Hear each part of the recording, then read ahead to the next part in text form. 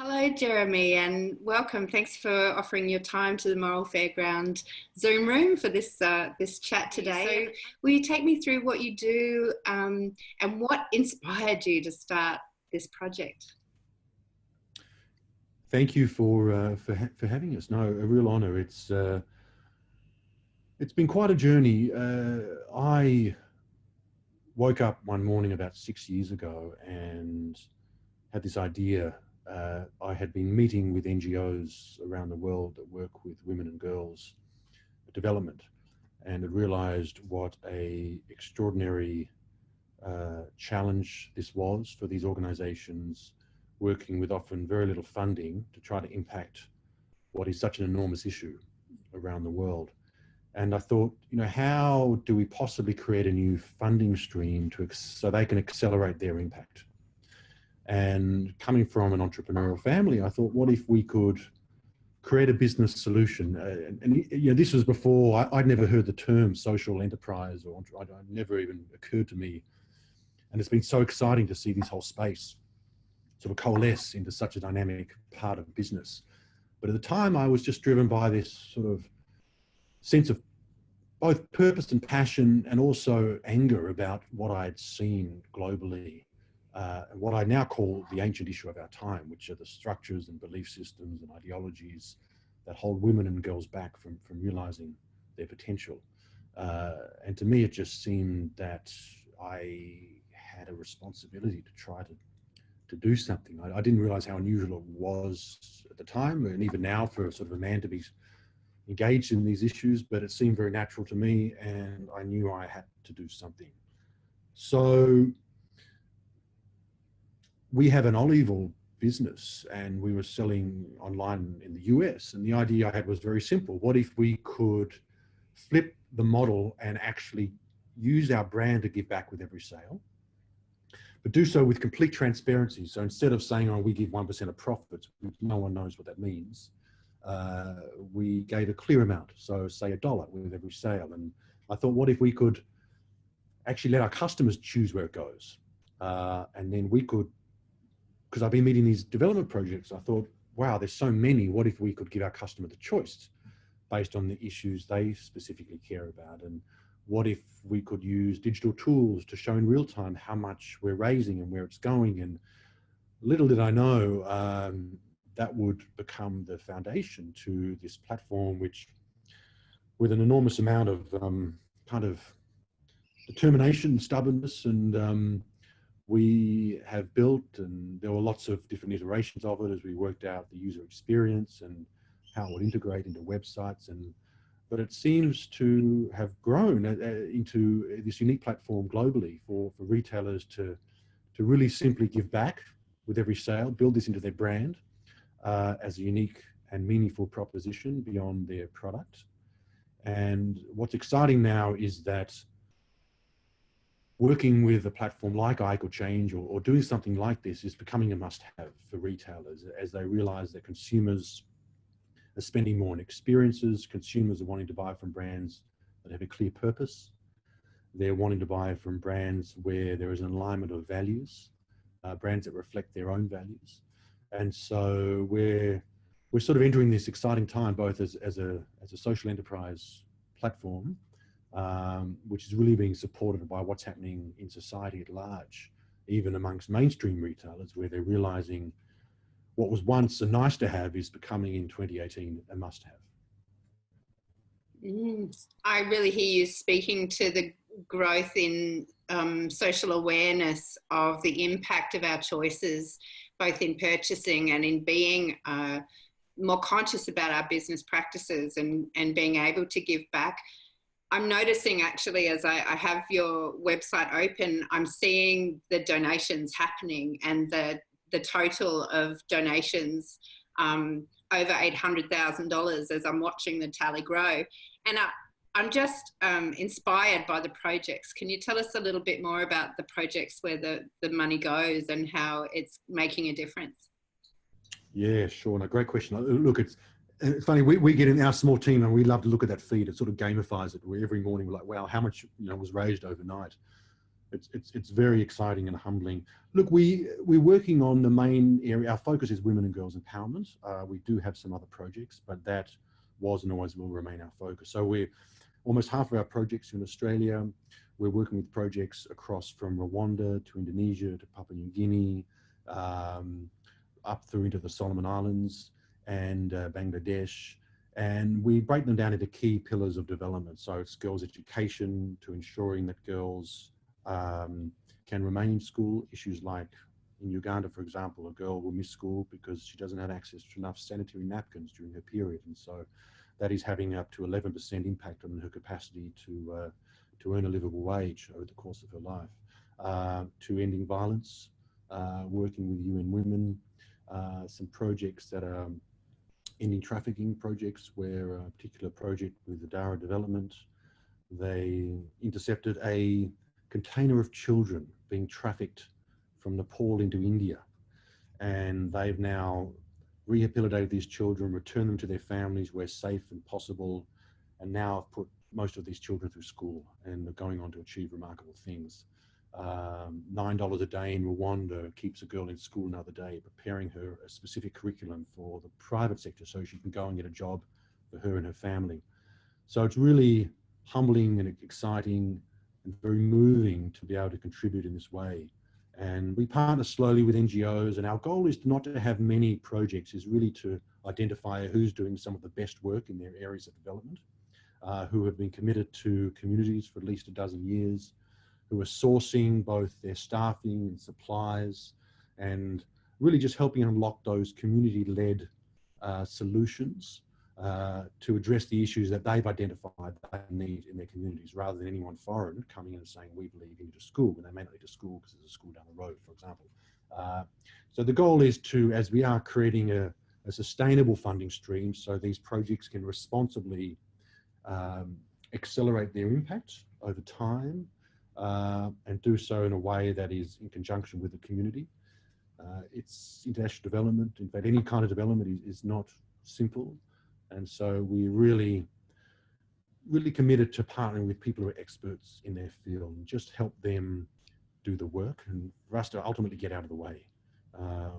We are really cautious about not being too prescriptive about where the money goes. It does go under normal circumstances to those projects as described in the platform.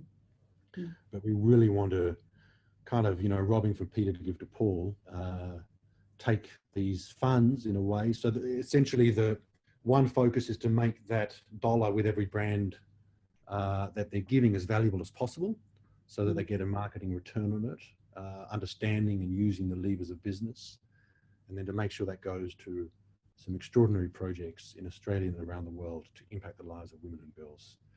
And to share with you, we know we've impacted already the lives of over 237,000 people with those funds you can see are being raised. Yeah, it brings a tear to my eye, actually, the impact that you're having, and that, you're an example of have an idea and have a belief and be willing to do what it takes to iterate and find a way of contributing. And I'm really inspired hearing the projects that are being invested in, and particularly inspired that it's not prescriptive. It's not the person from the outside coming in and saying, I want to help, and then helping all over people, where I really see that the social enterprise model now is really being empathic and allowing the control and the choice making and the power to reside where the empowerment really needs to be. Tell me how the businesses that are getting involved, tell me a little bit more about the process for them, and how it's serving them too in their sense of contribution and their sense of sort of customer relationship, I guess. Yeah, it's a great question. So this is something that, CSR as a loose way of describing this initiative has obviously been evolving for many years, from one where CEOs wrote a check and gave it away quietly, to one where brands would put a ribbon on their bottle or something when they sold it, and but it wasn't clear, you know, well intended, but it wasn't clear how much was being raised, and money was capped, so you could be buying that bottle, for example, and perhaps making no impact at all. And to now, what we believe is, I mean, it's humbling. It seems that we've sort of are creating a new model for the industry, which is one of 100% transparency. Because that's what consumers, that's what all of us want. We want it to be clear. We want it to be completely forthright. And brands, this is not their core competency. I mean, retail has been around selling products, and in many respects creating an illusion around the product in order to sell it. And now this giant leap is being requested and required of retailers to, yes, make beautiful products, but be 100% transparent around your purpose beyond your product. And the brands that do this well it's better for business. I mean, they are significantly more profitable when committed to authentically and transparently over the long term. So we built this understanding that and believing that if we could just create a plug and play, simply integrated solution for retailers, we knew this would appeal because it's something they didn't have to deal with or manage or build, and we just take care of the whole thing. So we're finding the uptake. I mean, it you know, different points will register with different people. For a lot of people, it's the simplicity of it. For a lot of them, it's, you know, if they want to get most of our brands giving $1, so it's a small amount. And the idea is we can show how that adds up quickly over time, as it does. So we're also seeing a reduction of abandoned cart, which is really interesting. So a big issue for e-commerce is we all do it. We put things in our basket and we don't buy them. And we're finding that little messages, just letting the customer know, check out and your choice equals change. We're seeing they're going through with their purchase where they would have otherwise abandoned cart.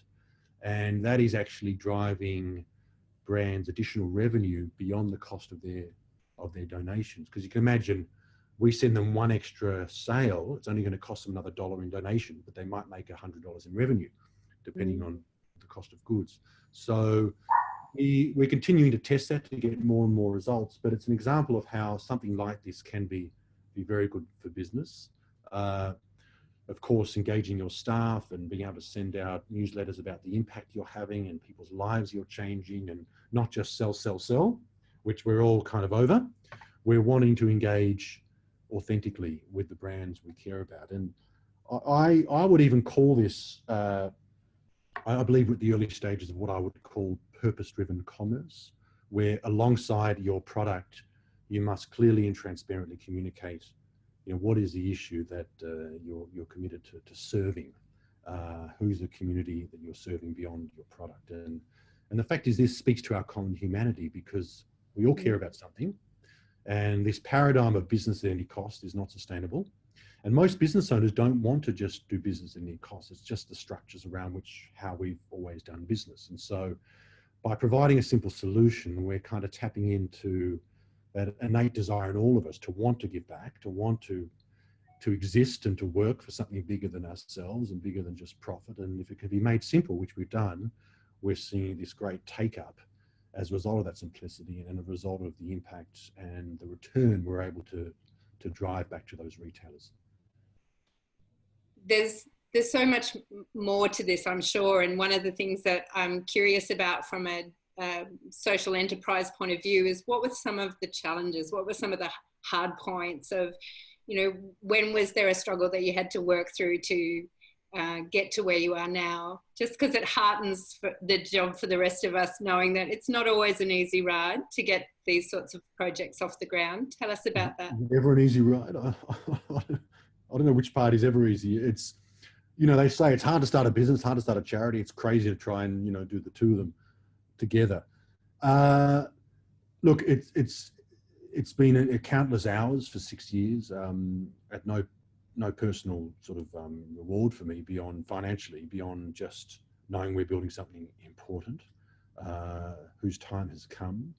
You know, one of the great challenges was building something which, you know, fashion brands who are very careful about their design and what lives on their website, that is something that is being embraced as a very simple and elegant user experience, which communicates within seconds that it's the brand giving back, rather than we have the expectation that we're going to be charged more. because that's been any previous model that, you know, the retailer will say, do you want to make a donation? And I always thought that was a bit offensive, because we all know as consumers the brand's made money, and it's like, no, what's your skin in the game? You know, what do you exist for? And so how do we create a really beautiful, elegant platform that communicated, like even just the sort of 8 words that are the main title on the platform. You know, we give back with every sale, you choose where it goes. I mean, there was months and months and months of UX testing of different versions of that, and we just sort of saw which had a higher engagement rate. So every part of it has been tested, and you know, it's been a long journey. You know, people say, okay, you've got now 60 brands, but it's been a 6-year journey. It's like, yes, but there's been an extraordinary amount of structure. So it's like, as we've grown, how do we build these structures that support the growth? Because we're dealing with philanthropic funds, which is, you know, we're extremely aware of how sensitive that is. And so that's all locked away in trust accounts, and we're really careful about making sure everything's done on time. And it's, so as much as the platform looks very simple, there's a lot going on under the hood, and there's a lot that's had to be built, and it's all custom, plus all the integrations for the different kinds of e-commerce platforms that are constantly evolving and needing to be updated. And so there is and remain ongoing challenges, and we have a whole pipeline of tools that we want to build. And my constant frustration is we just don't have enough funds and time to kind of build all the stuff we want to build. But I'm sort of driven by this vision of like the next key thing we're planning to build is an impact dashboard. So the retailers can download personal stories of the lives they're helping to change, and they can share that across all their channels. And so that's really powerful as well, because we believe over time, and potentially in a short amount of time, that can normalize where customers expect from brands that they must be telling personal stories about lives changed. And if there's one thing I've learned from retailers, they all kind of watch each other, and there's a bit of FOMO, and we're going to try and use that to our advantage, so that, you know, once we sort of get a critical mass, we think and we're starting to sort of see the early stages of it, sort of that early stage tipping point where, you know, when the competitors see it's like, okay, now I need to do it, and suddenly, you know, $1 with every sale. I mean, they're spending this money anyway on Facebook ads. So we are just hanging in there and growing and trying to build as much as we can with our little team, so that we at least have that foundation in place. And I guess that's a message for anyone listening who's in this space, is just, you know, design, extraordinarily important, beautiful design, invest in design, equally invest in your systems, because you can unlock growth, which is great, but if you can't support it, and if you screw up, that can jeopardize years of work. And there's been some moments where with key brands, you know, we've made mistakes, and we're like, shit, we've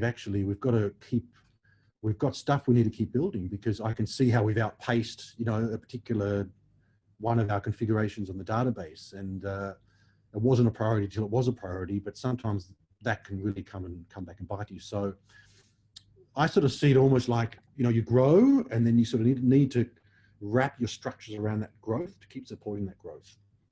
Otherwise, if the growth outpaces your systems and structures, you can really get caught out. And so, in essence, it's not growth. It shouldn't be growth at any cost. You know, I think we all have a responsibility in building what we do with a deep integrity, and ensuring that what we build can really stand the test of time, and stand the test of pressure from media, who are looking for holes and looking for those stories where people make mistakes, which can often sort of reflect on the whole industry, where, you know, everyone is coming at this with the best intentions and wanting to create meaningful change, but to do so not at the cost of it falling over at a critical point. So it's very seductive to just grow, and, you know, we're susceptible to it, and also growing as much as we can, but also very cognizant of, okay, if we grow a bit slower, but we ensure that our systems are in place, then we're going to have a good foundation moving forward. It is ultimately, under the banner of ethical business, it is how can we create profit that is aligned with a deep responsibility for our shared ecology, which is humanity, the environment, a community, and those which is the majority, less fortunate.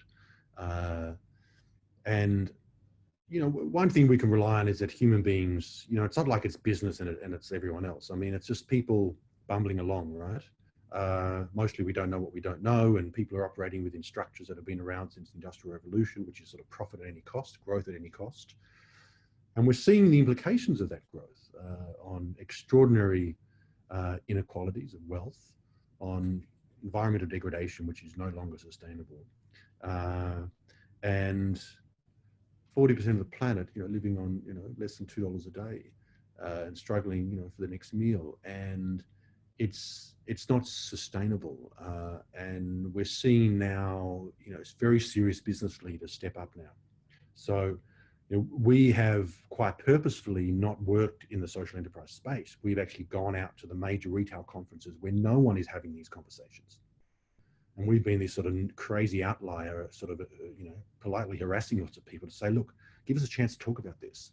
We have some case studies. And only now they're actually inviting us to talk and to share and put panels together. And because they're realizing this is not fringe anymore. This is important. It's becoming mainstream. Mainstream retailers are starting to have these conversations as a matter of urgency. And I think it's important not to indulge in, there's a lot of othering, a lot of polarization of people's views globally, to keep coming back to our common humanity and what we all share, which is a desire to live meaningful lives of dignity and to live for something bigger than ourselves, which is what we know creates a measurable and meaningful component to human happiness.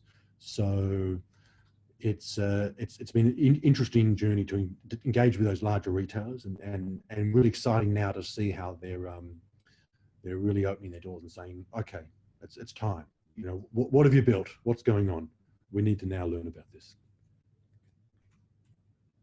I'm thrilled to hear that there's been a shift, and that it is the major brands' time to take up their place in the shift that's happening.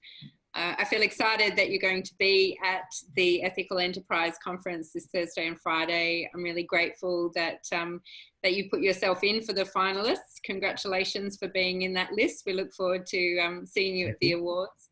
And I look forward to, catching up with you again soon and hearing more about your development and what keeps happening, because I'm sure it's an ever-changing environment. Thank you. Thank you for doing what you do. Your passion and genuine care and commitment is palpable even through the screen. So it's we all need to unlock our talents in this area. And I can see you've also been working in this for a long time and very committed. So thank you for the opportunity to connect.